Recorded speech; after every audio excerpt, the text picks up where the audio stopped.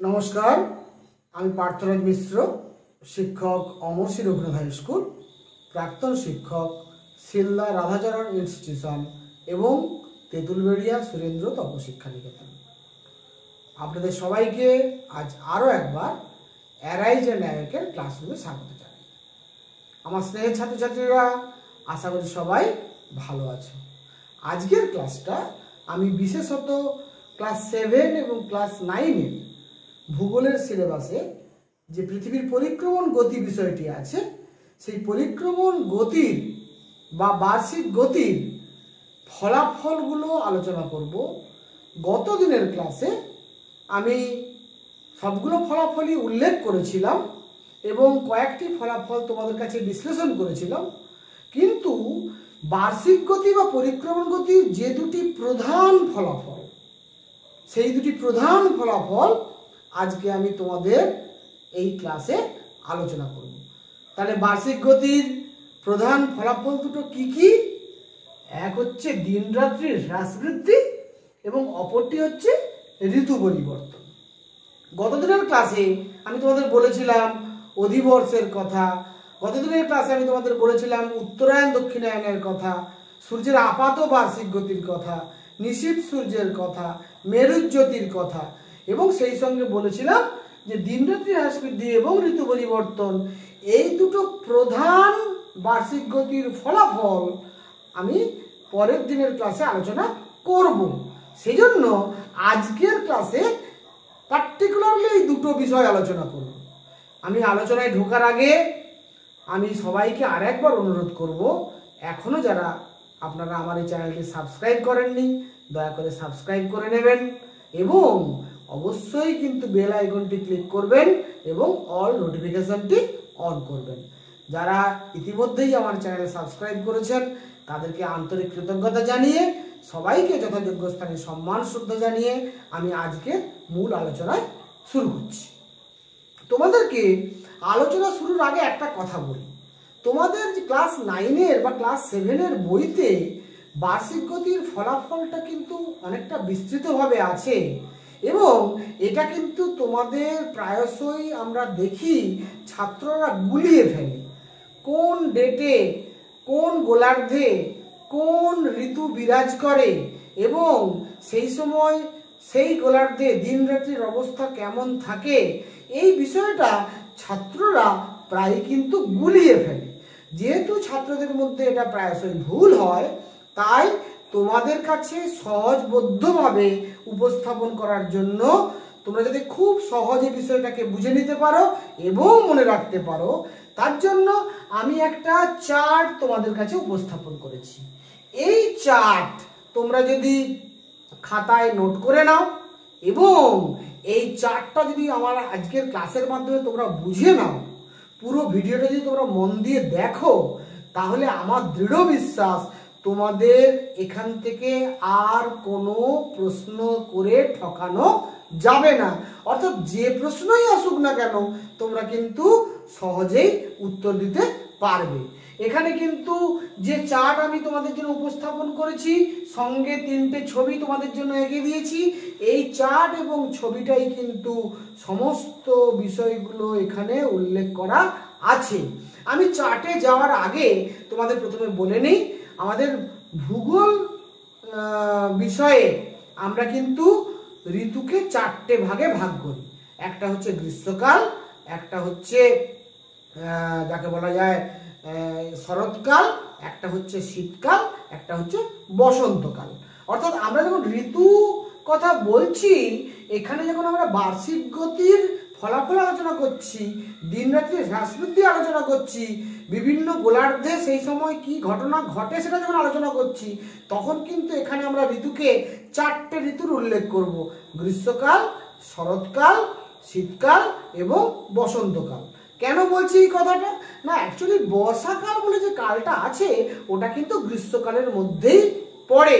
গ্রীষ্মকালেই কিন্তু মূলত বর্ষাটা হয়। বর্ষা শেষ হলে শরৎকাল আসে, যখন আমরা জানি দক্ষিণ পশ্চিম মৌসুমী বায়ু ফিরে যায়। আবার শরৎকাল শেষ হয়ে গেলে হেমন্তকাল পেরিয়ে আমরা শীতকালে ঢুকি, আবার শীতকাল শেষ হয়ে গেলে আমরা বসন্তকাল পেরিয়ে আবার গ্রীষ্মকালে ঢুকি। এইভাবে পর্যায়ক্রমে ঋতু পরিবর্তন ঘটে। তাই প্রথমেই বলে নিলাম, আমি কিন্তু এখানে 4টে ঋতু মূলত উল্লেখ করব। এখানে বর্ষার উল্লেখ থাকবে না, হেমন্তের উল্লেখ থাকবে না, এটা প্রথম কথা। দ্বিতীয় কথা হচ্ছে, আমি আগের দিনের ক্লাসের ভিডিওতে তোমাদের বলেছিলাম যে পৃথিবীর মেরুরেখা তার কক্ষতলের সঙ্গে 66.5 ডিগ্রি কোণে হেলে নিজের মেরুদণ্ডের উপরে অনবরত ঘড়ির কাঁটার বিপরীত দিকে আবর্তন করতে করতে পশ্চিম থেকে পূর্ব দিকে একটি নির্দিষ্ট উপবৃত্তাকার কক্ষপথে প্রায় 96 কোটি কিলোমিটার পথ অতিক্রম করে সূর্যকে বছরে 365 দিনে আমরা এক বছর ধরে নিয়ে বছরে সূর্যকে একবার সে প্রদক্ষিণ করে। এই যে গতিটা পৃথিবীর আছে, এই গতিটাকে আমরা বার্ষিক গতি বা পরিক্রমণ গতি বলি। এই গতিটার ফলে আমরা অনেকগুলো ঘটনা ঘটতে দেখি। অধিবর্ষ হয়, উত্তরায়ণ দক্ষিণায়ন হয়, সূর্যের আপাত বার্ষিক গতি আমরা লক্ষ্য করি, মেরুজ্যোতি লক্ষ্য করি, নিশীথ সূর্য লক্ষ্য করি। কিন্তু এগুলোর থেকেও গুরুত্বপূর্ণ হচ্ছে গোটা পৃথিবীতে দিন এবং রাত্রির যে সারা বছর ধরে কমা বাড়া হতে দেখি বা হ্রাস বৃদ্ধি হতে দেখি, এবং প্রত্যেক বছর নিয়ম করে যে ঋতু পরিবর্তন হয়, এই দিন রাত্রির হ্রাস বৃদ্ধি এবং ঋতু পরিবর্তন বার্ষিক গতির সব থেকে উল্লেখযোগ্য ফলাফল। এই চার্টে যাওয়ার আগে যে চার্টটা তোমাদের জন্য আমি রেডি করেছি, তোমাদেরকে এই ছবিগুলো একটু দেখে নিতে বলবো। তোমরা প্লিজ একটু ছবিগুলো দেখে নাও।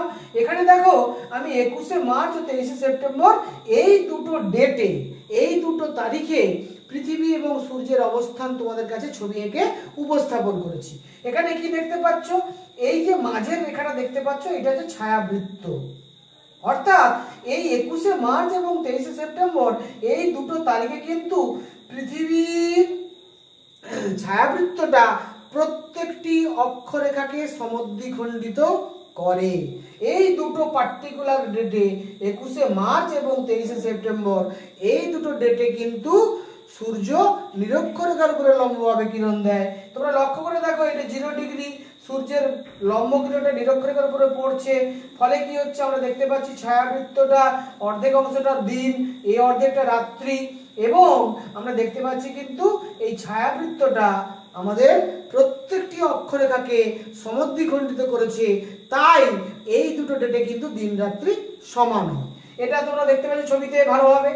নেক্সট, 21শে জুন তারিখে পৃথিবী এবং সূর্য কেমন অবস্থানে থাকে লক্ষ্য করে দেখো। এইটা কিন্তু ছায়াবৃত্ত, আর এই কোনাকুনি তীরচিহ্ন যেটা দেওয়া আছে, এটা হচ্ছে পৃথিবীর অক্ষ বা মেরুরেখা বা মেরুদণ্ড। এবারে লক্ষ্য করে দেখো, ওই 21শে জুন তারিখে কিন্তু সূর্যের লম্বকিরণ পড়ছে কর্কট ক্রান্তি রেখায়, অর্থাৎ 23.5 ডিগ্রি নর্থ। এই অক্ষরেখার উপরে কিন্তু সূর্যের লম্বকিরণ পড়ছে। তার ফলে আমরা দেখতে পাচ্ছি সুমেরু বৃত্ত থেকে সুমেরু বিন্দু, এই পুরো এলাকাটা কিন্তু সূর্যের দিকে ঝুঁকে আছে। ফলে এখানে কিন্তু একটানা 6 মাস দিন আমরা লক্ষ্য করব। আর কুমেরু বৃত্ত থেকে কুমেরু বিন্দু এই পোর্শনটা সূর্যের আলোকিত অংশ থেকে বেরিয়ে চলে এসছে, ছায়াবৃত্তর বিপরীত দিকে অবস্থান করছে। তাই এখানে কিন্তু 6 মাস রাত্রি আমরা লক্ষ্য করব। তাহলে এই ছবিটা দেখে তোমরা বুঝতে পারছো 21শে জুন পৃথিবীর উত্তর গোলার্ধ সূর্যের দিকে ঝুঁকে থাকে এবং উত্তর গোলার্ধের কর্কট ক্রান্তি রেখায় অর্থাৎ 23.5 ডিগ্রি উত্তর অক্ষাংশে সূর্য লম্বভাবে কিরণ দেয়।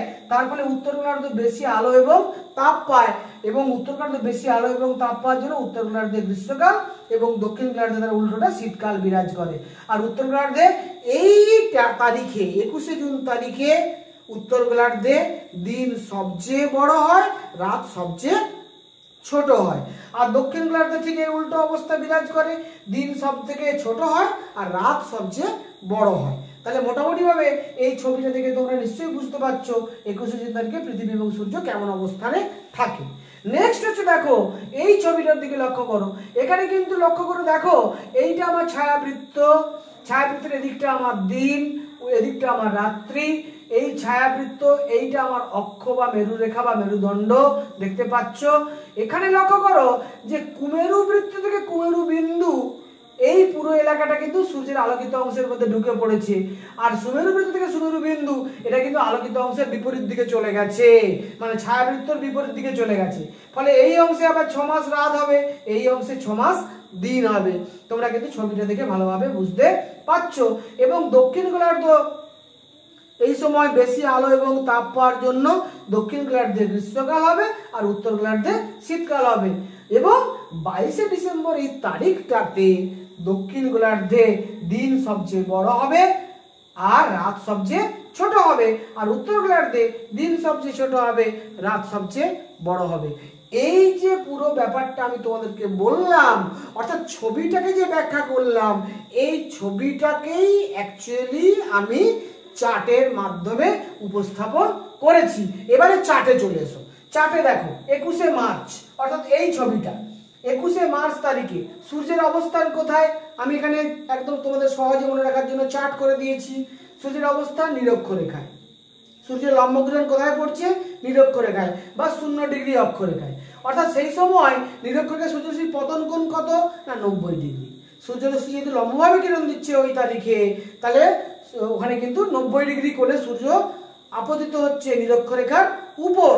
নিরক্ষরেখা যেহেতু পৃথিবীর ঠিক মাঝখানে আছে এবং নিরক্ষরেখায় যেহেতু সূর্য লম্বভাবে কিরণ দিচ্ছে, তাহলে কিন্তু উভয় গোলার্ধ, অর্থাৎ উত্তর গোলার্ধ এবং দক্ষিণ গোলার্ধ, উভয় গোলার্ধ সমান আলো এবং তাপ পাচ্ছে। আর উভয় গোলার্ধ সমান আলো এবং তাপ পাওয়ার জন্য 21শে মার্চ তারিখে উত্তর গোলার্ধে দিন রাত্রি সমান আর দক্ষিণ গোলার্ধে দিন রাত্রি সমান, অর্থাৎ গোটা পৃথিবীতে দিন রাত্রি সমান। এইটা কিন্তু সহজে বুঝে নিতে পারলে। এবারে উত্তর গোলার্ধে তখন কোন ঋতু বিরাজ করবে লক্ষ্য করে দেখো। উত্তর গোলার্ধে তখন শীতকালের পরে বসন্তকাল শুরু হবে। 21শে মার্চ তারিখে উত্তর গোলার্ধে শীতের পর বসন্তকাল শুরু হবে। আমরা সবাই জানি আমরা উত্তর গোলার্ধের বাসিন্দা, আমরা যারা ভারতবর্ষের মানুষ, আমরা যারা পশ্চিমবঙ্গের মানুষ, আমরা সবাই উত্তর গোলার্ধের মানুষ। ফলে উত্তর গোলার্ধে তোমরা লক্ষ্য করে দেখো ডিসেম্বর জানুয়ারি ফেব্রুয়ারি শীতকাল চলে। ডিসেম্বর জানুয়ারি ফেব্রুয়ারি শীতকাল চলার পরে যখন মার্চ মাসের 21 তারিখে সূর্য কিন্তু নিরক্ষরেখার উপরে অবস্থান করে, লম্বভাবে কিরণ দেয়, তখন কিন্তু শীতকাল শেষ হয়ে বসন্তকাল শুরু হয়। সেজন্য উত্তর গোলার্ধে কি হবে, শীতের পরে বসন্তকাল। আর দক্ষিণ গোলার্ধে তোমরা খেয়াল করে দেখো, যখন উত্তর গোলার্ধে শীতকাল হবে দক্ষিণ গোলার্ধে নিশ্চিতভাবে গ্রীষ্মকাল হবে, উল্টোটা হবে, তাই না? তাহলে উত্তর গোলার্ধে গ্রীষ্মকালের পরে কিন্তু শরৎকাল বিরাজ করবে। তোমরা কিন্তু সহজেই বুঝে নিতে পারলে। এবারে এই যে দিনটা 21শে মার্চ, এই দিনটাকে আমরা দুটো নামে ডাকি, দুটো নাম। একটা নাম হচ্ছে মহাবিষুব, কারণ এখানে 21শে মার্চ থেকে সূর্য বিষুব রেখার উপর লম্বভাবে কিরণ দেয়, একে মহাবিষুব বলা হয়। আরেকটা বলা হয় বসন্তকালীন বিষুব। কেন বসন্তকালীন বিষুব বলা হয় না, যেহেতু উত্তর গোলার্ধে শীতকালের পর বসন্তকাল বিরাজ করে, তাই ওই উত্তর গোলার্ধের কথা মাথায় রেখে ওই ডেটটাকে আমরা বসন্তকালীন বিষুব বলতে পারি। তাহলে 21শে মার্চ এই দিনটাকে আমরা মহাবিষুব বলতে পারি বা বসন্তকালীন বিষুব বলতে পারি। 21শে মার্চ ডেটটা বুঝে নিয়েছো। এবারে চলে এসে 21শে জুন। আমি কিন্তু 4টে ডেট তোমাদের এখানে উল্লেখ করেছি। এই 4টে ডেটে পৃথিবী এবং সূর্যের অবস্থান কেমন থাকে এটা বুঝলেই তোমরা দিন রাত্রির হ্রাস বৃদ্ধি এবং ঋতু পরিবর্তন সম্পর্কে একটা স্পষ্ট ধারণা লাভ করতে পারবে। এবারে আসছে 21শে জুন। 21শে জুন সূর্য কোথায় অবস্থান করে? 21শে জুন সূর্য অবস্থান করে কর্কট ক্রান্তি রেখায়। কর্কট ক্রান্তি রেখার মান কত না 23.5 ডিগ্রি উত্তর অক্ষাংশ। তাহলে 23.5 ডিগ্রি উত্তর অক্ষাংশে সূর্য 90 ডিগ্রি কোণে আপতিত হয়। 23.5 ডিগ্রি উত্তর অক্ষাংশে সূর্য 90 ডিগ্রি কোণে আপতিত হয়। এই ছবিটা, সেকেন্ড ছবিটা দেখলেই বুঝতে পারবে। এখানে কিন্তু দেখো 23.5 ডিগ্রি উত্তর অক্ষরেখার উপরে সূর্য লম্বভাবে কিরণ দিচ্ছে, এবং যেহেতু এই সময় সূর্য উত্তর গোলার্ধে লম্বভাবে কিরণ দিচ্ছে কর্কট ক্রান্তি রেখার উপর, উত্তর গোলার্ধে যেহেতু বেশি আলো এবং তাপ পাচ্ছে, তাই উত্তর গোলার্ধে কি হবে, অবশ্যই গ্রীষ্মকাল হবে। সেটা আমি পরে আসছি। কিন্তু উত্তর গোলার্ধে যেহেতু আলো এবং তাপ বেশি পাচ্ছে এই সময়টা, তাহলে উত্তর গোলার্ধে কি হবে, আলো বেশি পেলে দিন বড় হবে আর রাত ছোট হবে। তাহলে 21শে জুন তারিখে উত্তর গোলার্ধে দিন সবচেয়ে বড় হবে আর রাত সবচেয়ে ছোট হবে। তাহলে উত্তর গোলার্ধে যে ঘটনা ঘটবে দক্ষিণ গোলার্ধে তার ঠিক উল্টোটা ঘটবে। দক্ষিণ গোলার্ধে কি ঘটবে না, দক্ষিণ গোলার্ধে দিন সবচেয়ে ছোট হবে, রাত সবচেয়ে বড় হবে। তাহলে আমরা দিন রাত্রির যে হ্রাস বৃদ্ধিটা বুঝে নিতে পারলাম 21শে জুন তারিখে কেমন হয়। এবারে যেহেতু উত্তর গোলার্ধে দিন সবচেয়ে বড় হয়, তাই ওই সময় কিন্তু উত্তর গোলার্ধে গ্রীষ্মকাল বিরাজ করবে। খেয়াল করে দেখো, উত্তর গোলার্ধে বসন্তকাল ছিল, বসন্তকালের পরে গ্রীষ্মকাল আসবে, এটাই স্বাভাবিক। চৈত্র বৈশাখ ফাল্গুন চৈত্র মাসের পরে বৈশাখ জ্যৈষ্ঠ মাসে গ্রীষ্মকাল আসবে, আমরা জানি সবাই। তাহলে কিন্তু বুঝতে পারছো বসন্তকালের পর গ্রীষ্মকাল বিরাজ করছে, এটা যেমন আমরা দেখতে পাচ্ছি। আবার দিন সবচেয়ে বড়, রাত সবচেয়ে ছোট হয় বলে সূর্য যেহেতু পৃথিবীর উত্তর গোলার্ধে যেহেতু সূর্যের দিকে ঝুঁকে থাকে, পৃথিবীর উত্তর গোলার্ধে যেহেতু সূর্যের দিকে ঝুঁকে থাকে, উত্তর গোলার্ধে যেহেতু বেশি আলো এবং তাপ পায়, তাই কিন্তু উত্তর গোলার্ধে দিন সবচেয়ে বড় হয়, রাত সবচেয়ে ছোট হয়। আর দক্ষিণ গোলার্ধে এর ঠিক উল্টো অবস্থা বিরাজ করে, দিন সবচেয়ে ছোট হয়, রাত সবচেয়ে বড় হয়। তাহলে এবারে বুঝতে পারলে কি উত্তর গোলার্ধে গ্রীষ্মকাল কেন হলো। একইভাবে দক্ষিণ গোলার্ধে কিন্তু আমরা দেখছিলাম শরৎকাল ছিল, 21শে মার্চ তারিখে শরৎকাল ছিল। তাহলে মার্চের পরে যখন জুন মাস আসবে, 3 মাস অতিক্রম করে যাবে, তখন দক্ষিণ গোলার্ধে কিন্তু আমরা শরৎকালের পরে শীতকাল বিরাজ করতে দেখবো। শরতের পরে হেমন্ত পেরিয়ে শীতে ঢুকবো, শরতের পরে হেমন্ত পেরিয়ে আমরা শীতকালের মধ্যে প্রবেশ করব। এই যে তারিখটা, এই তারিখটাকে আমরা বলি কর্কট সংক্রান্তি। কি বলা হয়? কর্কট সংক্রান্তি, বা এর আরেকটা নাম আছে উত্তর অয়নান্ত দিবস। কেন উত্তর অয়নান্ত দিবস বলা হচ্ছে না, এই তারিখে সূর্যের উত্তরায়ণ শেষ হয়। অয়ন অন্ত মানে অয়নের অন্ত, মানে উত্তরায়ণের শেষ দিন, উত্তরায়ণের শেষ দিন, তাই তার নাম উত্তর অয়নান্ত দিবস। তাহলে কবে উত্তরায়ণ শেষ হয়? 21শে জুন তারিখে। তাহলে সূর্য কিন্তু উত্তরায়ণ শুরু করেছিল কবে? 22শে ডিসেম্বরের পর থেকে। তাহলে 22শে ডিসেম্বরের পর থেকে সূর্যের উত্তরাভিমুখী যাত্রা শুরু হয়েছিল। প্রথমে দক্ষিণ গোলার্ধে ছিল, পরে আস্তে আস্তে আস্তে নিরক্ষরেখায় এলো, তারপরে আস্তে আস্তে উত্তর গোলার্ধে এলো। তাহলে উত্তর গোলার্ধে 21শে জুন তারিখে এসে তার উত্তরায়ণটা স্টপ হলো, শেষ হলো, এই জন্য তার নাম উত্তর অয়নান্ত দিবস। এবারে চলে আসো 23শে সেপ্টেম্বর। ঠিক 21শে মার্চের মতো ঘটনা লক্ষ্য করবো। 23শে সেপ্টেম্বর সূর্য আবার নিরক্ষরেখায় চলে আসবে। 23শে সূর্য কোথায় চলে আসবে? আবার নিরক্ষরেখায় চলে আসবে। সূর্য নিরক্ষরেখা মানে 0 ডিগ্রির উপর লম্বভাবে কিরণ দেবে, মানে আবার এই ছবিটা। তাহলে এই ছবিটাতে যা 21শে মার্চে যা 23শে সেপ্টেম্বরেও তা, তাহলে এখানে কিন্তু নিরক্ষরেখায় সূর্য 90 ডিগ্রি করে আপতিত হবে। তার ফলে উত্তর গোলার্ধ এবং দক্ষিণ গোলার্ধ উভয় গোলার্ধে দিন রাত্রি আবার সমান হবে 23শে সেপ্টেম্বর তারিখেও। তাহলে পৃথিবীতে দুটো ডেটে সারা পৃথিবীতে দিন রাত্রি সমান হয়। একটা হচ্ছে 21শে মার্চ, একটা হচ্ছে 23শে সেপ্টেম্বর।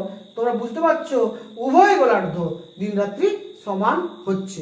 কেন হচ্ছে না, আমরা দেখতে পাচ্ছি সূর্য নিরক্ষরেখায় লম্বভাবে কিরণ দিচ্ছে, তার ফলে উভয় গোলার্ধ সমান আলো এবং তাপ পাচ্ছে। ফলে কি হচ্ছে, আমরা দেখতে ছায়াবৃত্ত ঠিক মাঝখানে অবস্থান করছে এবং এমন ভাবে অবস্থান করছে যে প্রত্যেকটি অক্ষরেখা সমদ্বিখণ্ডিত হচ্ছে। তাহলে 23শে সেপ্টেম্বরে আমরা উত্তর গোলার্ধে কোন ঋতু দেখবো না, উত্তর গোলার্ধে ছিল আমার গ্রীষ্মকাল। তাহলে 21শে জুন ছিল গ্রীষ্মকাল। তাহলে 21শে জুনের পর থেকে আবার আমরা 3 মাসে চলে এসেছি, জুলাই আগস্ট সেপ্টেম্বর। তাহলে গ্রীষ্মকাল প্রায় শেষের মুখে এবং শরৎকাল শুরু হবে। গ্রীষ্মকাল শেষের মুখে শরৎকাল শুরু হবে। ঠিক এখন আমি যখন ক্লাস করছি, এখন কিন্তু শরৎকাল চলছে, আমরা বলতে পারি। আজকের ডেট হচ্ছে আমার 10ই অক্টোবর। তাহলে আমরা কিন্তু এই মুহূর্তে সেপ্টেম্বরের 23 তারিখ পেরিয়ে অক্টোবর মাসে পৌঁছে গেছি। অর্থাৎ আমরা কিন্তু এই মুহূর্তে দক্ষিণ গোলার্ধে সূর্য অবস্থান করছে। সূর্য কিন্তু নিরক্ষরেখা পেরিয়ে দক্ষিণ গোলার্ধের দিকে ঝুঁকে গেছে। তাহলে আমরা বুঝতে পারছি যে এখানে কিন্তু 23শে সেপ্টেম্বর তারিখে উত্তর গোলার্ধে গ্রীষ্মকালের পর শরৎকাল হলো, আর দক্ষিণ গোলার্ধে ছিল শীতকাল, শীতের পর বসন্তকাল আসবে। দক্ষিণ গোলার্ধে ছিল শীতকাল, শীতের পরে বসন্তকাল আসবে। এই দিনটাকে আমরা বলি জল বিষুব, বা আমরা বলি শরৎকালীন বিষুব। কেন বলছি না, এই দিনটাতে উত্তর গোলার্ধে শরৎকাল বিরাজ করে বলে একটা দিন তো আর ঋতু হয় না, মানে এই দিনটা হচ্ছে শরৎকালের মাঝামাঝি একটা সময়, সেই জন্য এই দিনটাতে কিন্তু আমরা শরৎকালীন বিষুব নামকরণ করছি। তাহলে 23শে সেপ্টেম্বরকে বলা হচ্ছে জল বিষুব বা শরৎকালীন বিষুব। এরপরে চলে আসো 22শে ডিসেম্বর।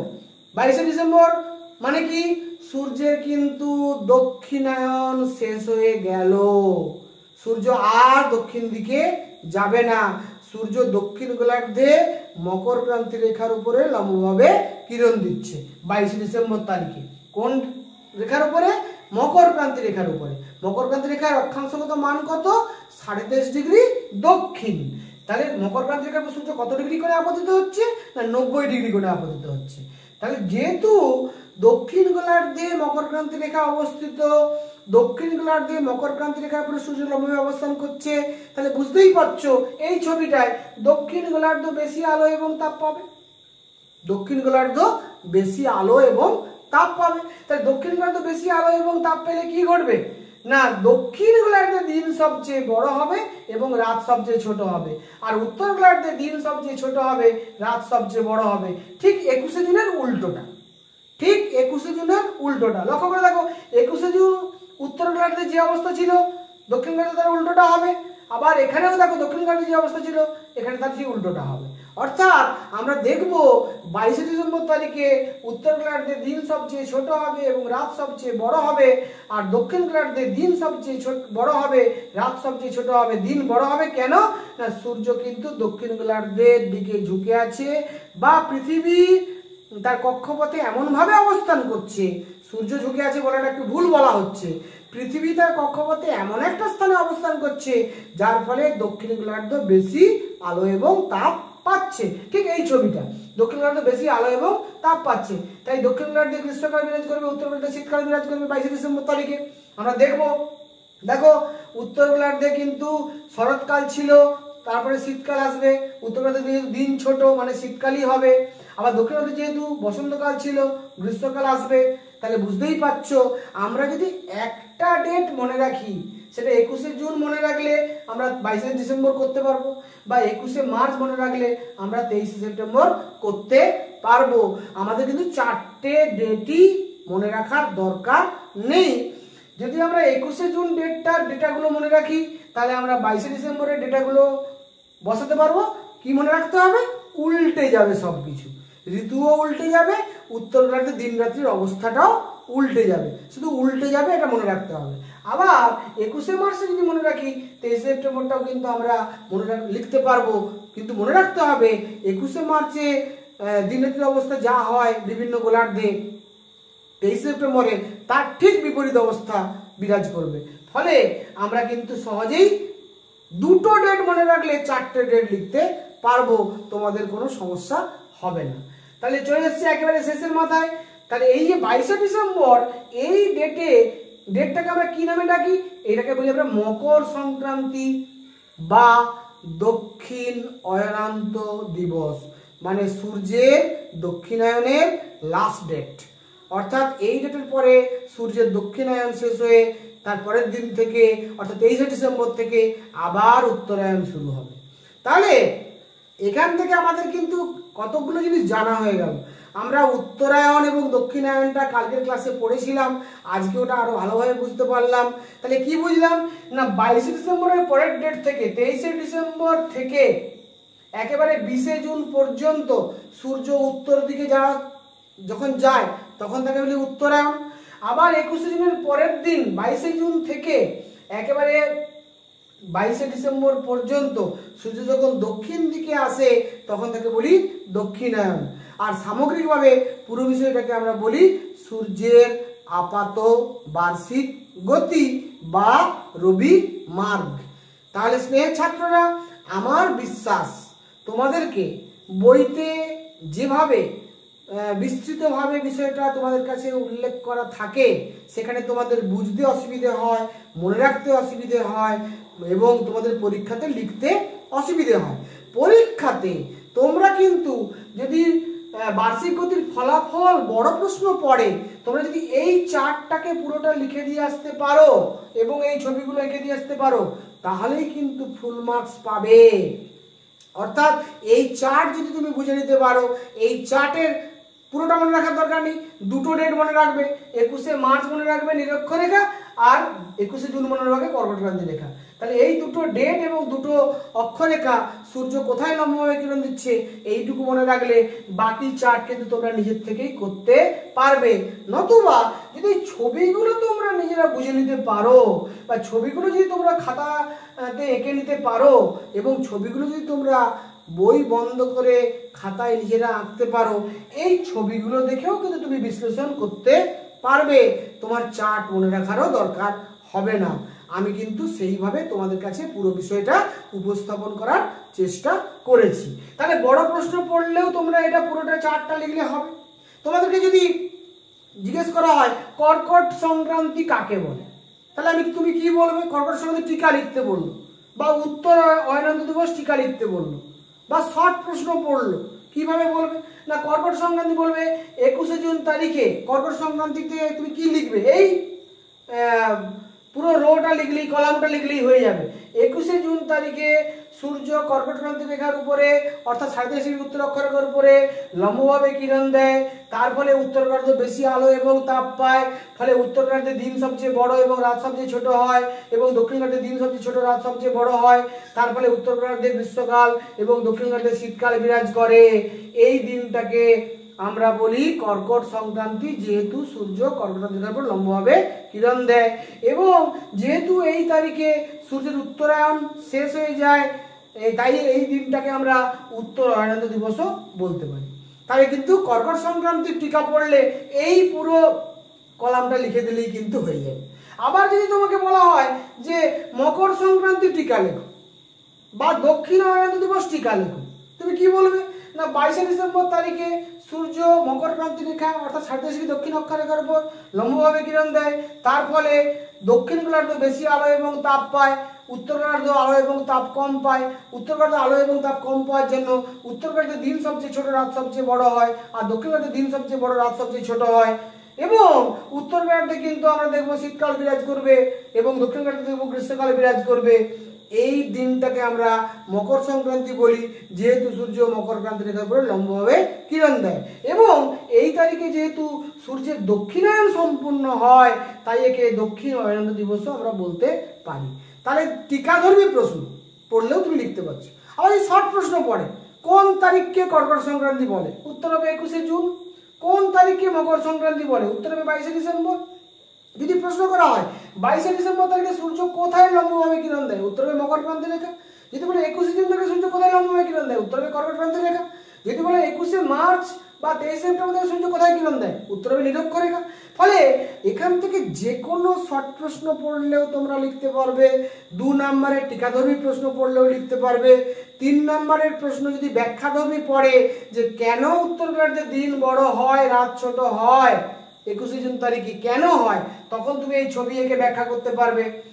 তাহলে 1 নম্বরের প্রশ্ন, 2 নম্বরের প্রশ্ন, 3 নম্বরের প্রশ্ন, 5 নম্বরের প্রশ্ন, যে ধরনের প্রশ্নই এখান থেকে আসুক না কেন, তোমাকে কিন্তু কোনো প্রশ্ন দিয়েই কেউ আর ঠকাতে পারবে না। তাই আমি তোমাদের কাছে এত কষ্ট করে অত্যন্ত সহজবোধ্যভাবে চার্টের আকারে ছবি এঁকে পুরো বিষয়টা উপস্থাপন করার চেষ্টা করলাম। যদি তোমাদের ভিডিওটা ভালো লেগে থাকে অবশ্যই ভিডিওটা তোমরা লাইক করবে, শেয়ার করবে, কমেন্ট করবে, এবং এখনো যদি কেউ আমার এই চ্যানেলটি সাবস্ক্রাইব না করে থাকো অবশ্যই চ্যানেলটি সাবস্ক্রাইব করে নেবে। যারা সাবস্ক্রাইব করেছেন তাদেরকে আরও একবার আমার পক্ষ থেকে কৃতজ্ঞতা এবং ধন্যবাদ জানিয়ে সবাইকে যথাযোগ্য স্থানে আরেকবার সম্মান শ্রদ্ধা জানিয়ে, আমার সম্মানীয় শিক্ষক শিক্ষিকা মণ্ডলী যারা আমার ক্লাস দেখেন তাদেরকে আমার আন্তরিক শ্রদ্ধা জানিয়ে, আমার স্নেহের ছাত্রদের ভালোবাসা জানিয়ে আজকের ক্লাস আমি এখানেই শেষ করছি। Thank you very much. সবাই খুব ভালো থাকবে।